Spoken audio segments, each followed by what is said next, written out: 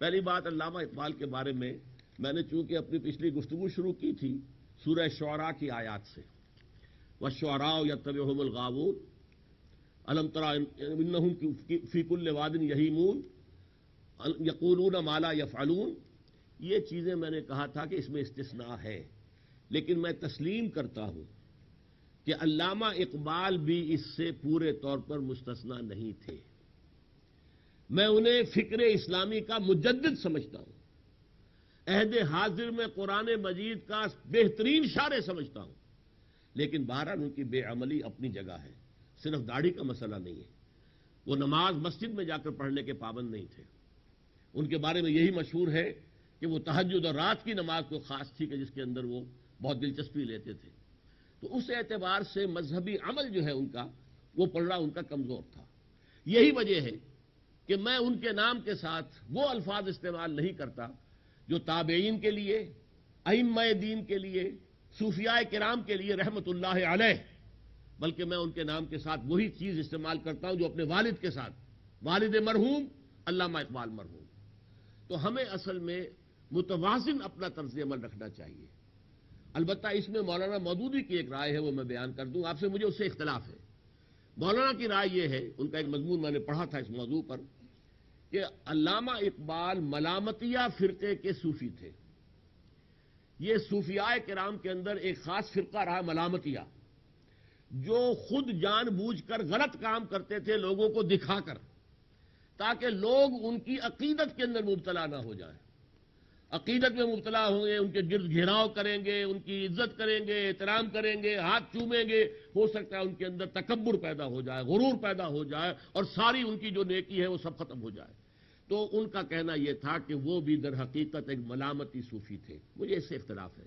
میں یہ سمجھتا ہوں کہ وہ جو کچھ تھے وہ واقعتاً ظاہر ہے، صاف ہے، اور اس دور تنزل کے اندر ہمیں ایسی کامل شخصیتیں نظر نہیں آتی جن میں قول بھی پورا ہو، عمل بھی پورا ہو، جو ذکر میں بھی پورے ہوں اور فکر میں بھی پورے ہوں۔ یہ بڑا مشکل ہے۔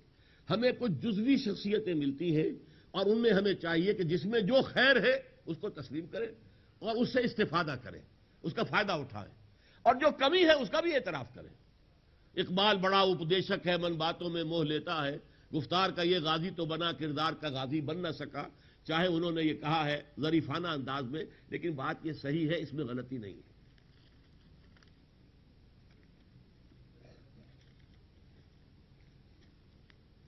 اثر کی قسم کھا کر انسان کو خسارے کی تنبیہ کرنے کا مفہوم کیا یہ نہیں ہو سکتا کہ یہ خسارہ ہماری زندگی میں ہی ہوگا، نہ کہ صرف آخرت میں خسارہ ہوگا؟ یعنی پوری انسانیت اور دنیا کے پورے نظام کی کامیابی اس دنیا میں صرف اس وقت ہوگی جب یہاں اللہ کا نظام قائم ہوگا، تواصی بالحق اور تواصی بالصبر کے ذریعے سے۔ آپ کی بات صحیح ہے۔ میں نے اسی لیے کہا تھا نا کہ جب دنیا کے اندر قومیں ابھری اور گری، سلطنتیں بنی اور بگڑی، تہذیبیں ابھری اور تباہ ہوئی، یہ سارا بھی تو والعصر دیکھتا آ رہا ہے نا۔ تو دنیا کے بھی ان سارے کے سارے نشیب و فراز کا چشمدید گواہ جو ہے یہی زمانہ ہے۔ حضرت نوح کی قوم کو ڈوبتے بھی تو اسی زمانے نے دیکھا ہے، حضرت ہود کی قوم کو تباہ ہوتے بھی اسی زمانے نے دیکھا ہے۔ اب جو تباہی نوع انسانی پر آنے والی ہے، جو بھی ملاحم کے سلسلے کی آخری کڑی، الملحمۃ العظمی، بڑی عظیم ترین جنگ، اس میں جو کچھ ہوگا وہ بھی زمانہ دیکھ رہا ہوگا، جس کا نقطہ آغاز بننے والا ہے یہ عراق کا معاملہ۔ اللہ تعالی ہمیں اس کے شر سے بچائے۔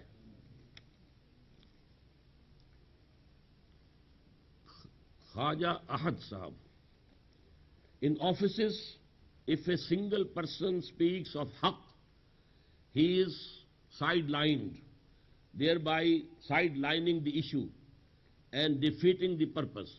This is in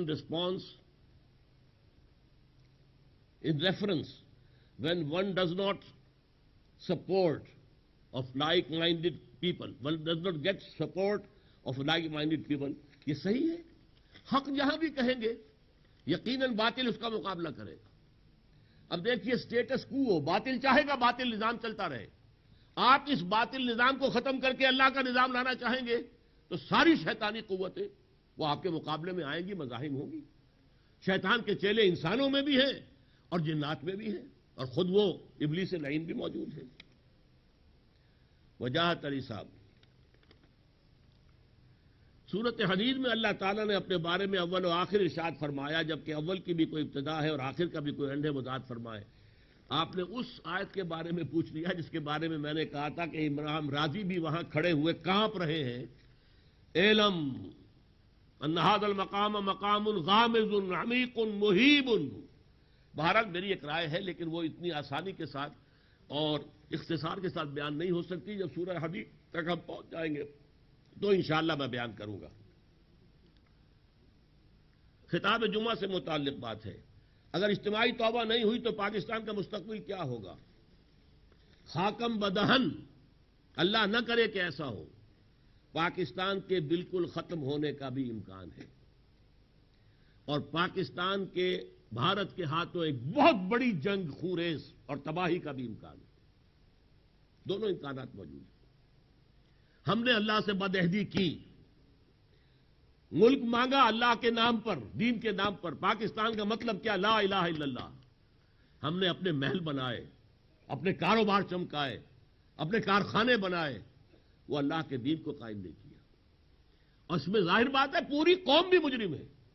ہاں البتہ جن لوگوں کی جتنی بڑی حیثیت تھی ذمہ دارانہ، وہ اتنے ہی زیادہ بڑے مجرم بھی ہیں، لیکن پوری قوم واتقوا فتنة لا تصيبن الذين ظلموا منكم خاصة۔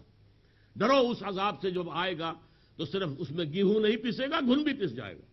صرف گناہگار ہی نہیں پکڑے جائیں گے، بے گناہ بھی پکڑے جائیں گے، اور وہ عذاب اب دور نہیں ہے۔ صورتحال تبدیل ہو چکی ہے۔ امریکہ کبھی ہم اس کے گھڑے کی مچھلی تھے تو ہمیں کسی نہ کسی درجے میں سپورٹ کرتا تھا۔ اب اس کے لیے اصل معاملہ ہے کنٹینمنٹ آف چائنا، اور اس کے لیے وہ پراپ اپ کرنا چاہ رہا ہے بھارت کو۔ بھارت کے ساتھ اس کی ہر طرح کی یوں سمجھیے کہ مفاہمت ہے۔ ان کا ڈیموکریسی مذہب ہے، اور بھارت اس مذہب ڈیموکریسی کا معجزہ ہے کہ بہت ہی لو لٹریسی پرسنٹیج کے ساتھ ڈیموکریسی ورک کر رہی ہے۔ نمبر 2، گانا بجانا، ناچنا، پینا پلانا، یہ ان کی تہذیب کا بھی حصہ، ان کی تہذیب کا بھی حصہ ہے۔ وہ تو تہذیب ایک ہی ہے، کوئی تہذیبی ٹکراؤ ان کے مابین نہیں ہے۔ وہاں ہالی ووڈ ہے، انہوں نے بالی ووڈ بنا کر دکھا دیا، وہ سب کچھ ہی ہو رہا ہے، برابر کے برابر آ رہے ہیں، کندھے سے کندھا لگا کر آ رہے ہیں۔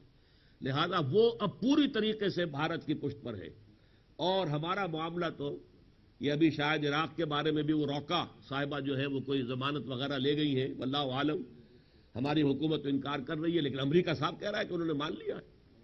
بہرحال کیا ہوگا میں نہیں کہہ سکتا، لیکن میں اس وقت جو ہے زیادہ توجہ آپ کو دلاؤں گا کہ اپنی ذات پر زیادہ کنسنٹریٹ کیجئے۔ مجھے اپنی فلاح چاہیے آخرت میں، مجھے کیا کرنا چاہیے؟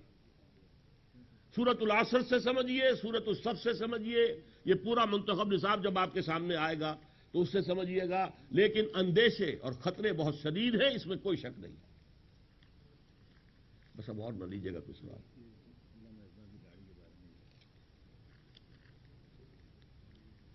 ارشاد فرماتے تھے کون؟ ڈاکٹر اقبال جاوید مرحوم، سلسلہ Ashraf Ali Thanvi, principal cadet college steel town, ارشاد فرماتے تھے کہ علامہ اقبال نے اپنے آخری وقت میں داڑھی رکھ لی تھی۔ نہیں، یہ ان کا حسن ظن ہوگا، جیسے کسی ایک صوفی صاحب نے، مولانا میاں شیر محمد شرف پوری نے کہا تھا، ان کے ہاں کوئی شخص داڑھی والا جو ہے وہ نہیں آ سکتا تھا۔ اقبال جب گئے تو انہوں نے ویلکم کہا، آؤ۔ لوگوں نے کہا حضرت یہ آپ نے آج داڑھی مڈے کے ساتھ کیا معاملہ کر لیا؟ فرمایا اس کی داڑھی اس کے پیٹ میں ہے۔ تو یہ کہنے کی بات ہوتی ہے، ورنہ جو پروفیسر یوسف سلیم چشتی مرحوم و مغفور، جو 24 سال تک علامہ کے پاس آتے جاتے رہے، ان کا یہ کہنا ہے کہ آخری دن بھی صبح انہوں نے شیو کی تھی، اور یہ ان کے جو گواہ ہیں چشمدید ہیں۔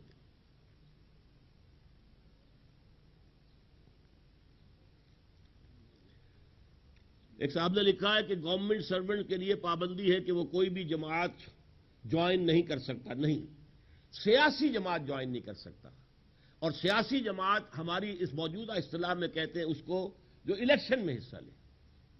باقی تبلیغی جماعت کے اندر لوگ حصہ لیتے ہیں، ڈٹ کر لیتے ہیں، کھل کر لیتے ہیں، ان کے اوپر کوئی پابندی نہیں ہے، یہاں تک کہ فوجی حصہ لیتے ہیں اس میں۔ تو اسی اعتبار سے یہ اس کی وضاحت آپ کر دیجئے بھائی۔ اب آپ جو ہے آپ کے خیال میں اس وقت جو ویڈیو فلم بن رہی ہے یہ درست عمل ہے؟ اب آپ سوالات کے ساتھ نام وام بھی پوچھ لیا کریں کن کا ہے. میرے نزدیک یہ چیز جائز ہے، اس لیے کہ تصویر کی جو حرمت ہے وہ تصویر ہے جو اپنے ہاتھ سے بنائی جائے. حضور کے زمانے میں کیمرہ نہیں تھا، ہاتھ سے تصویر بنتی تھی. جاندار چیز کی تصویر بنانا یا مجسمہ بنانا حرام قرار دیا حضور نے. قرآن مجید میں اس کا ذکر نہیں ہے، یہ حضور کا حکم ہے اور صحیح ہے، اس کو ماننا پڑے گا. جب کیمرہ ایجاد ہوا تو ایک اختلاف ہو گیا علماء میں کہ آیا کیمرے کا بھی وہی حکم ہے، حالانکہ اس میں ہاتھ تو کچھ نہیں کرتا، وہ تو عکس ہے جو لے لیا ہے. اس پر اختلاف ہو گیا. عالم عرب کے علماء کا اس پر اجماع ہوا کہ کیمرے کی تصویر پر اس کا اطلاق نہیں ہوتا. ہندوستان اور پاکستان کے علماء کا اس پر اتفاق ہوا کہ نہیں، کیمرے کی تصویر پر بھی اسی کا اطلاق ہوگا. لیکن ہندوستان پاکستان کے علماء بھی کہتے ہیں کسی تمدنی ضرورت کے لیے تصویر جائز ہے. مثلا مجرموں کی شناخت ہے، پاسپورٹ ہے، میڈیکل ایجوکیشن ہے، وہ جائز ہے. تو اسی پر قیاس کرتے ہوئے میں کہتا ہوں کہ ہم یہ دین کے پیغام کو عام کرنے کے لیے اگر اس کو استعمال کریں تو یہ جائز ہے.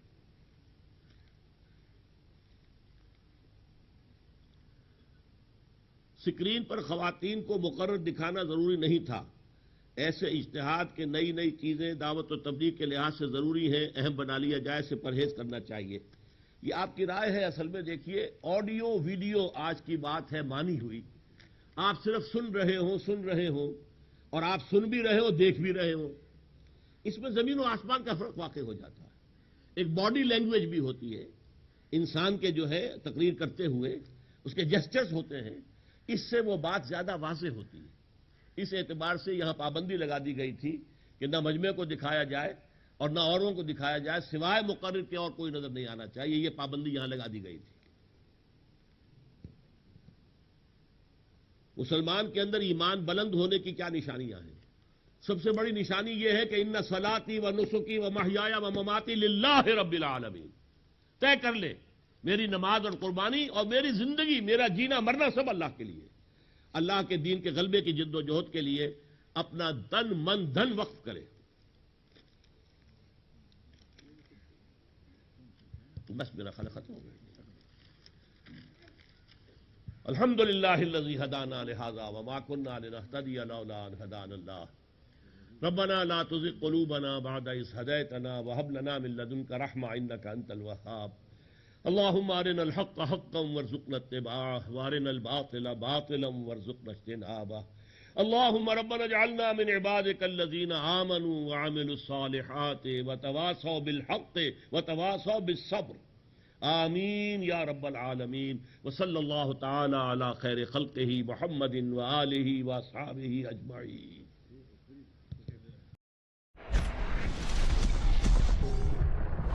Allahu Akbar.